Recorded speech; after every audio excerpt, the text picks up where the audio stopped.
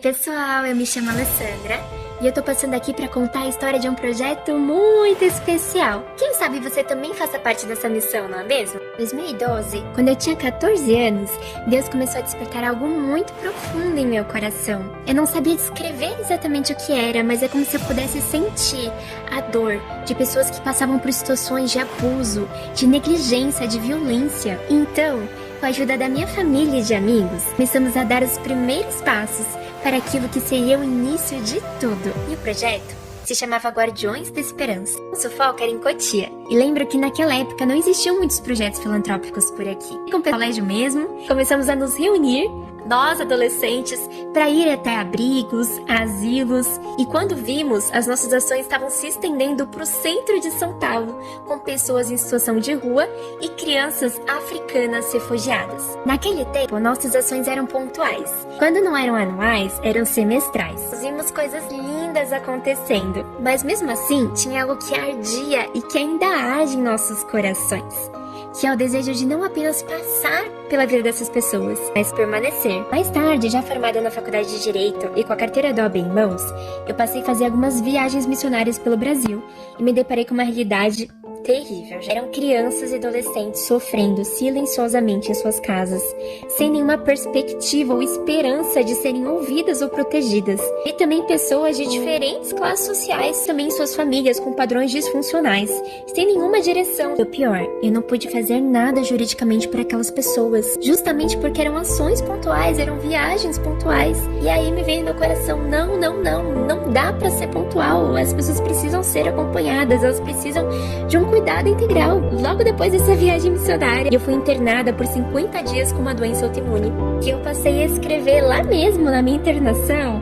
essas novas ideias para o projeto. Eu estava disposta a passar o projeto para outra pessoa, caso não tivesse forças para continuar. Mas o Senhor me curou, o Senhor restaurou as minhas forças. E ainda mais, Ele me conectou com a conselheira tutelar da cidade. E foi aí que essas novas ideias começaram a sair do papel. E com essas mudanças, o projeto que antes se chamava Guardiões da Esperança passou a ser chamado Vestes Novas, porque só Ele pode trocar vestes de pranto por vestes de alegria. Só Ele pode restaurar aquilo que foi quebrado. Só Ele pode curar aquilo que era irreversível. Só Ele pode fazer novas todas as coisas. Pensando em alcançar pessoas que vieram de famílias quebradas, que enfrentam dilemas em suas identidades, inclusive de saúde mental, pretendemos levar conteúdo de esperança, de amor e de fé por meio daquilo que nós acreditamos que um dia preencheu o vazio dos nossos corações. Esse é um dos nossos propósitos, alcançar pessoas através da internet e as nossas redes sociais.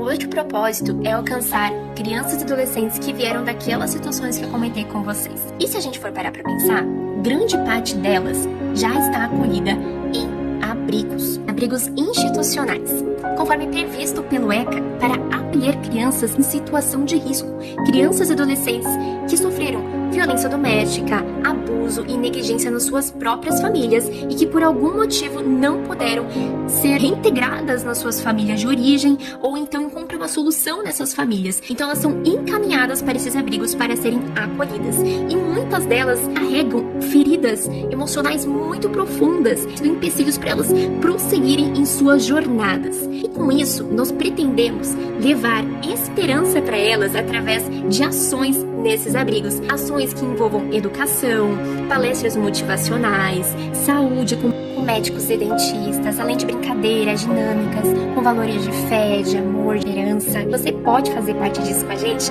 em 2026, inclusive na parte de estruturação ainda em 2025. Nós estamos nos estruturando juridicamente, na parte administrativa também, para fazer tudo isso acontecer em 2026. Além disso, em parceria com o projeto Afeto, pretendemos alcançar crianças e suas famílias, protegendo-as no sentido jurídico, social e psicológico na cidade de Cotia. E o melhor de tudo é que tudo isso que eu falei pra vocês não é sobre mim, nem sobre os amigos que fazem parte dessa missão. Isso tudo é sobre um Deus que transforma o deserto em jardim.